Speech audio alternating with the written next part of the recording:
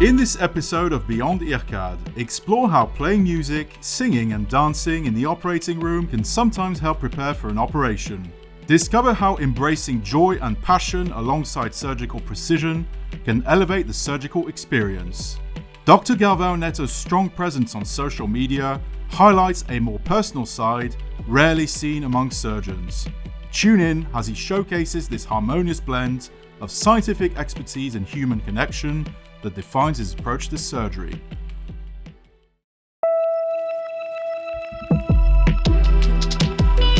Beyond IRCAD.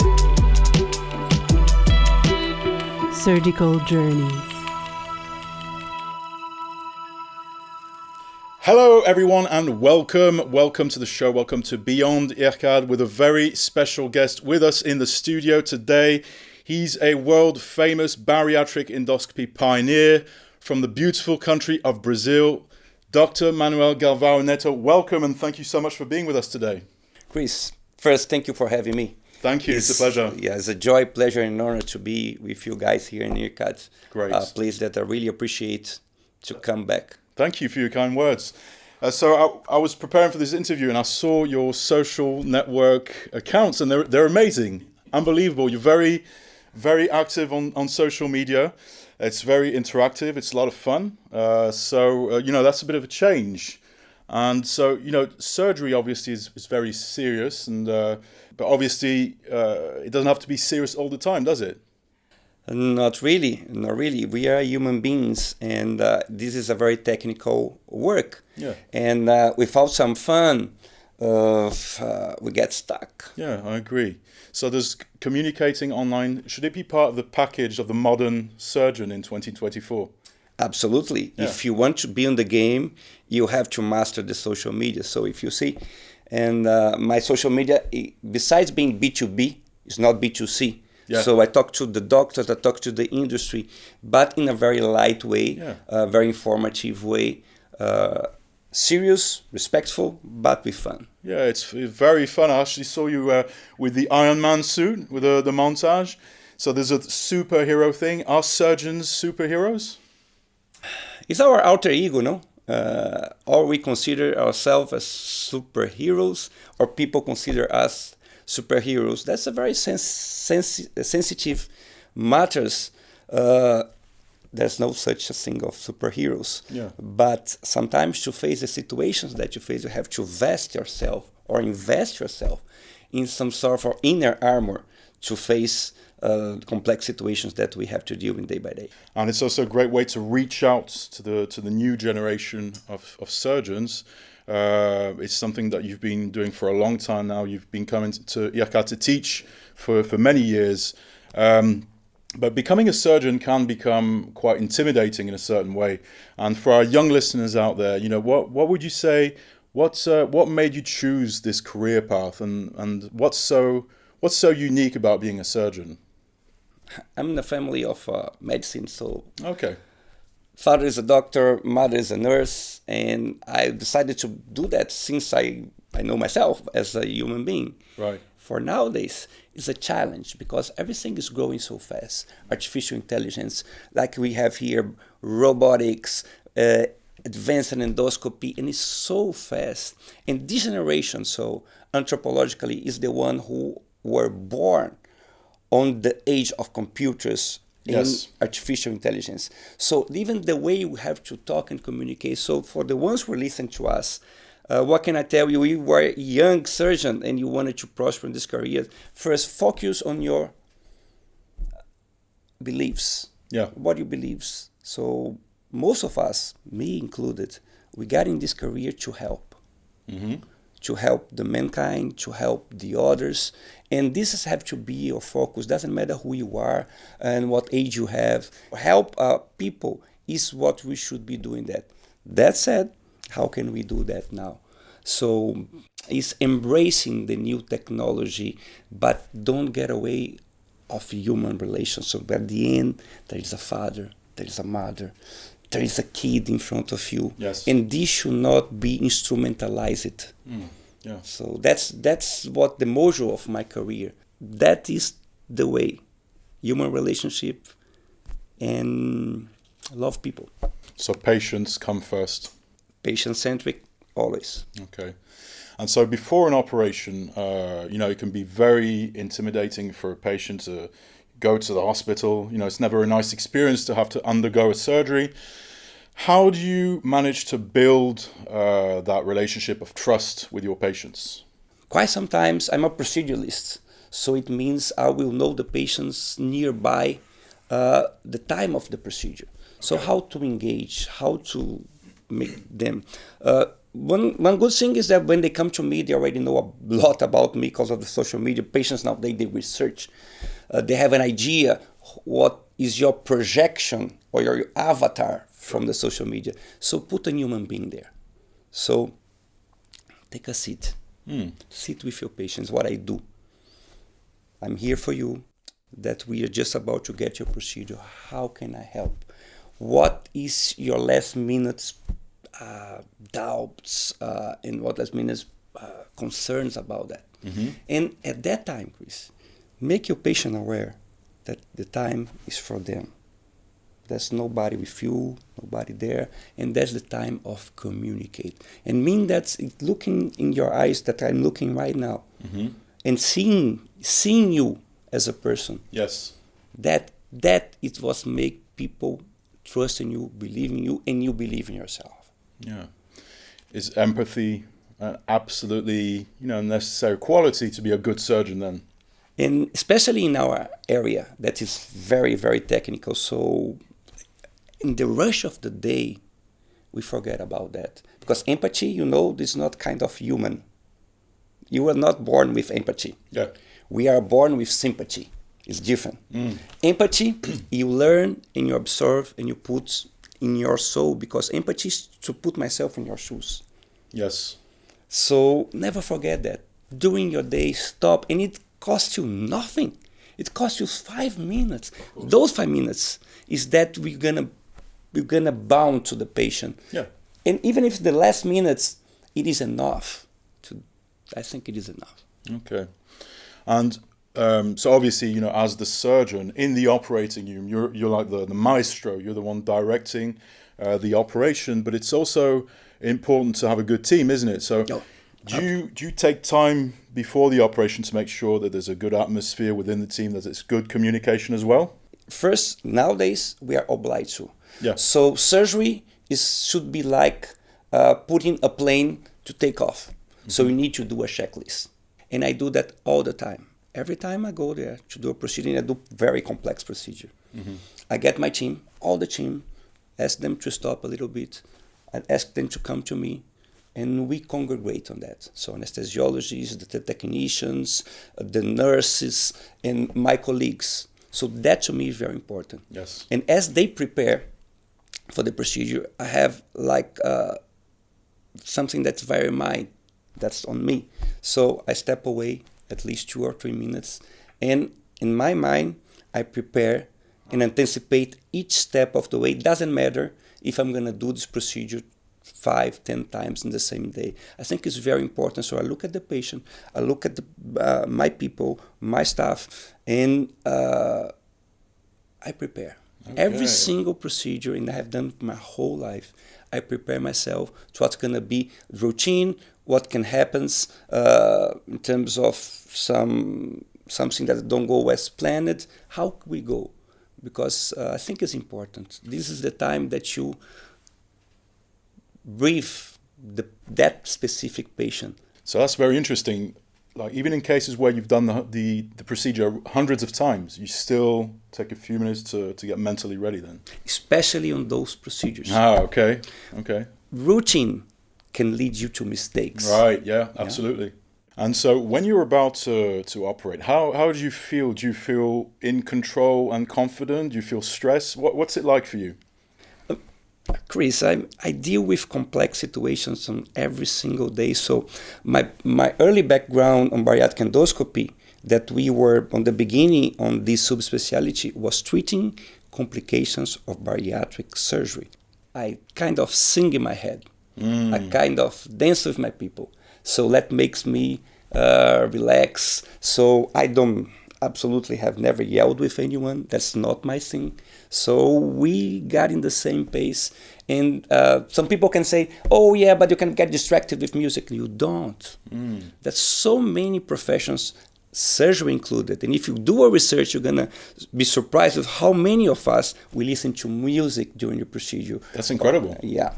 So during the procedure, you put music on? Yeah.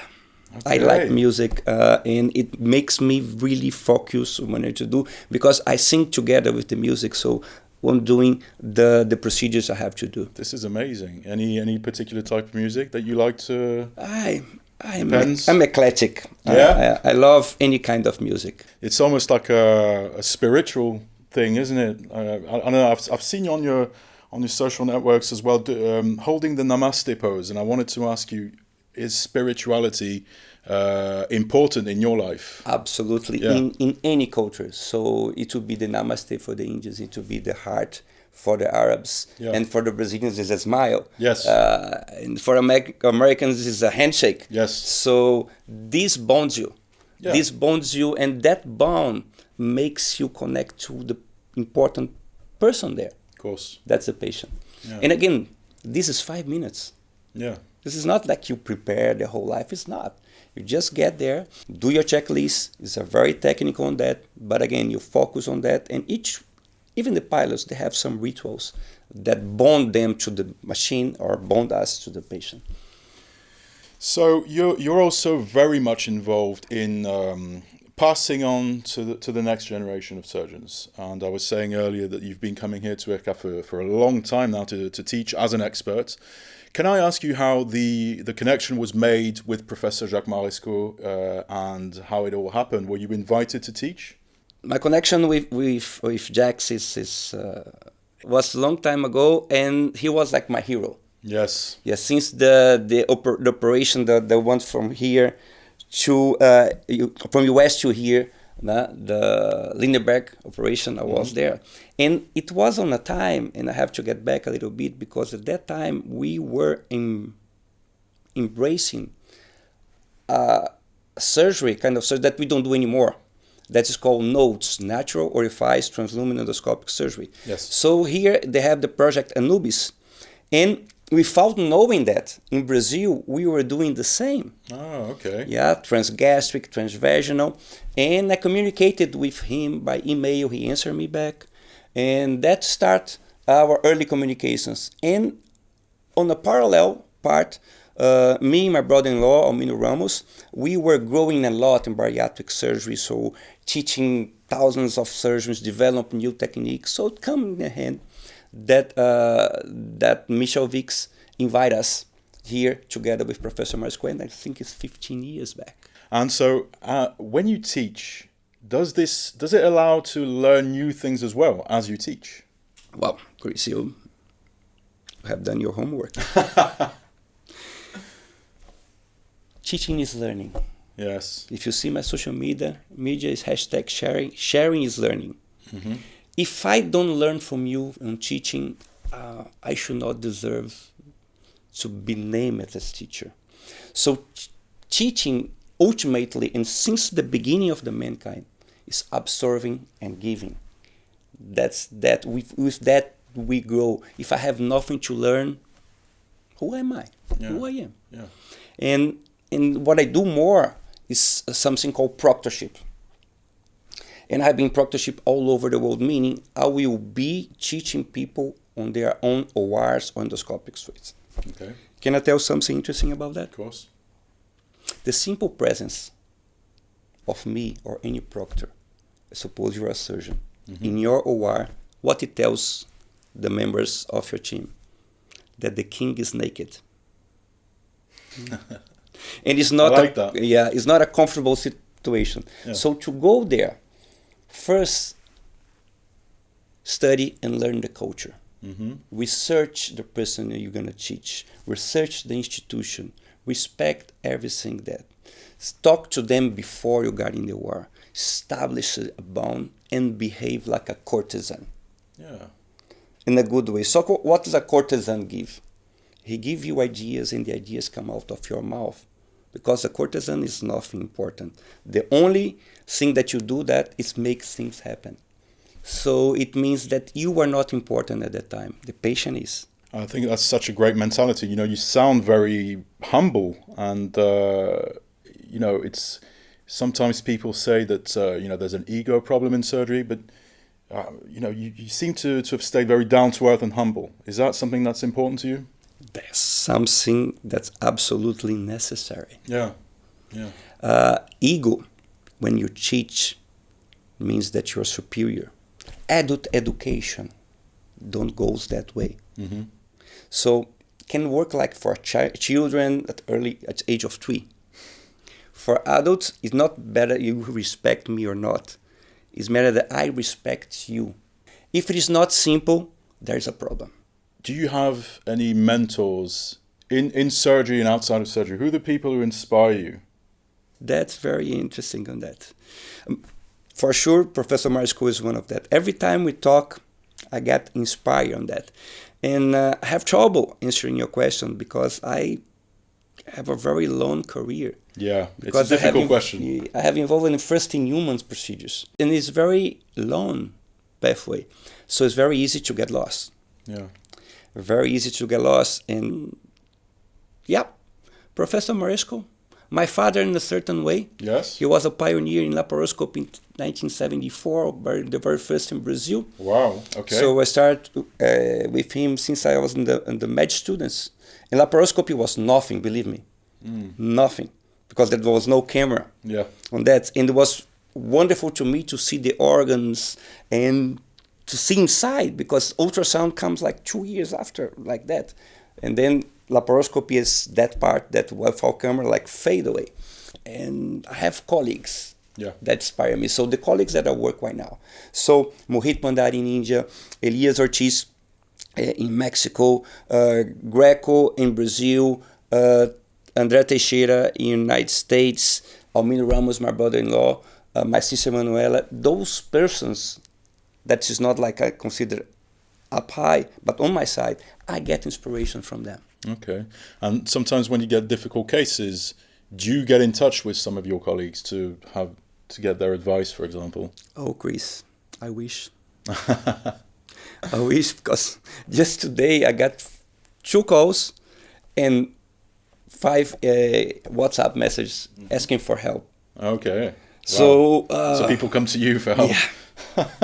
Yeah. Okay, so it's a big responsibility. Oh yes, you can't imagine, because sometimes it's just now I discussed a case with Teixeira in the United States, a very complex case, and they come to me, and we got to a conclusion that we have to go in that direction. Mm-hmm.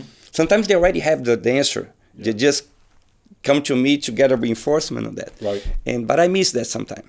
Yeah. I miss that sometimes. And beyond the professional aspects, there seems to be a very strong bond between surgeons. Like a camaraderie. Have you managed to create strong friendships over the years with other surgeons as well? So absolutely. Yeah. It's like a brotherhood. Yeah. Like what we have here. So IRCAD, I used to call the most reserved or the most difficult to reach inner circle. Mm-hmm. And this inner circle, to get here in IRCAD, means that you made it. That you made it. You are good what you do. And once you get in here, so you feel embraced in the camaraderie, in an inner group of friendship. And interestingly, you see, by the history of IRCAD, once you're in and you're good, you don't get out, like a family. Yeah, they talk about the IRCAD family, don't they? Yeah. And this is true. There's nothing fabricated. This is true from the heart. Yeah. And as you come here to teach, do you sometimes see course participants and think, wow, there's potential there? Do you see some elements sometimes and think, wow, this is going to be a great surgeon? All the time, because here IRCAD is very unique. You have very juniors, and you have people in the middle of career, and you have lots of experts coming here.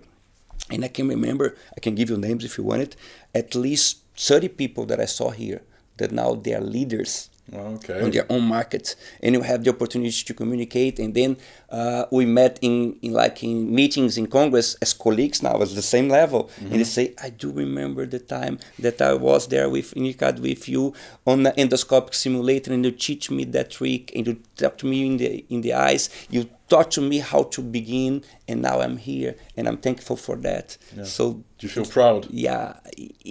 Proud in a way that I feel happy. Yeah. Happy because it works. Yeah. Ultimately, your word works and your teaching works. So that I feel happy. It's great.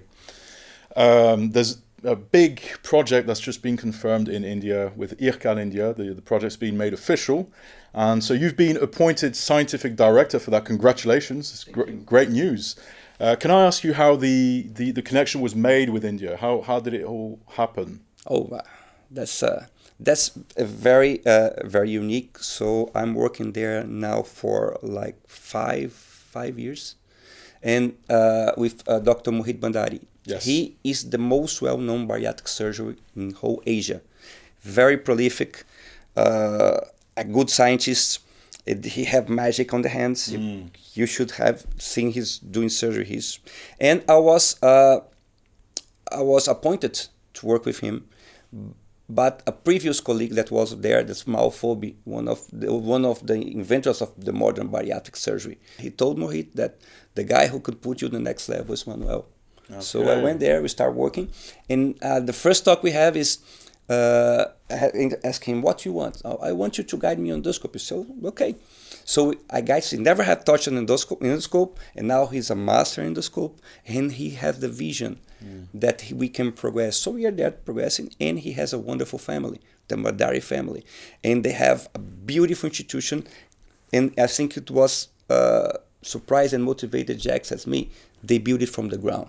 They built it from the heart, and you can imagine thousands and thousands of students, thousands of beds. And inside this, they have this super specialty hospital. It's called Mohawk Center, and dedicated to bariatric surgery.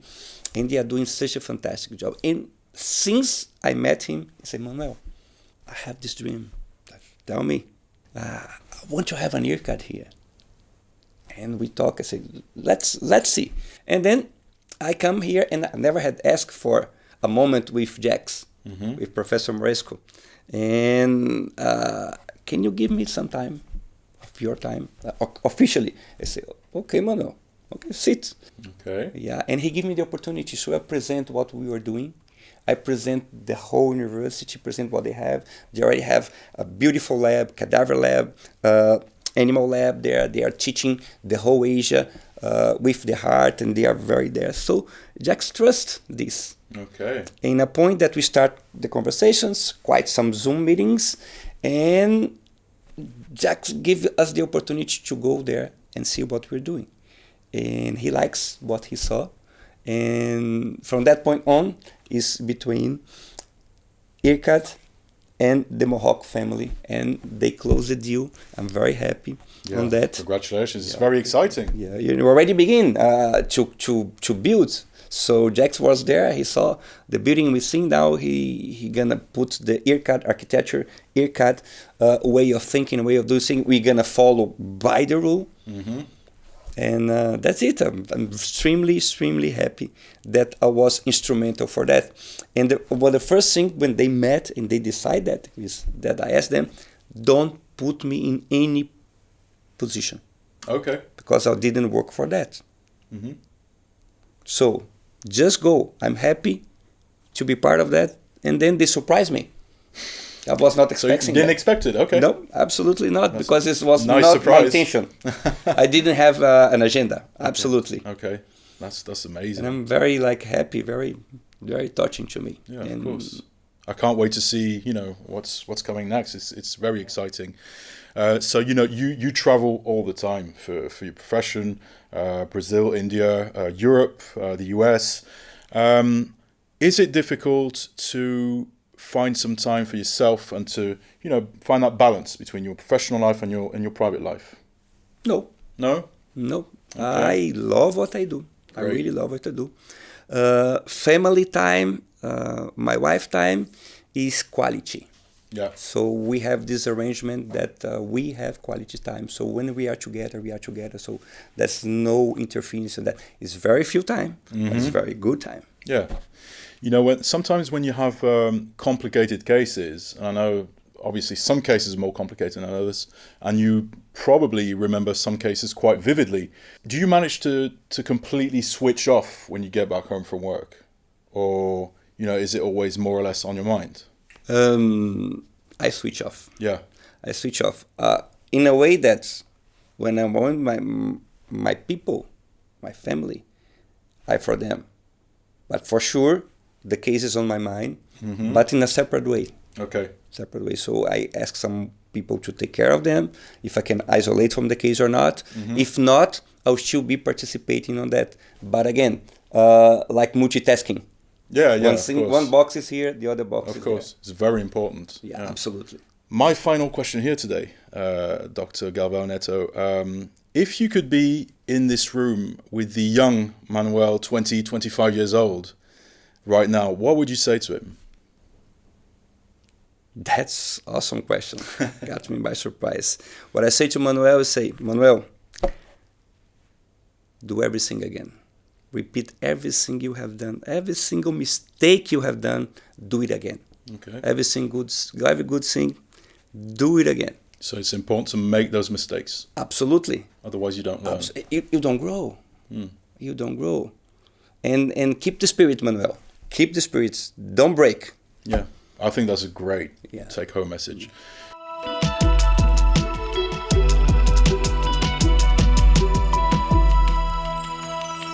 Thank you so much, Dr. Galvao Neto. Thank you so much for coming here today. It was a refreshing conversation, and we wish you all the very best wherever you are, Brazil, India, or wherever else in the world.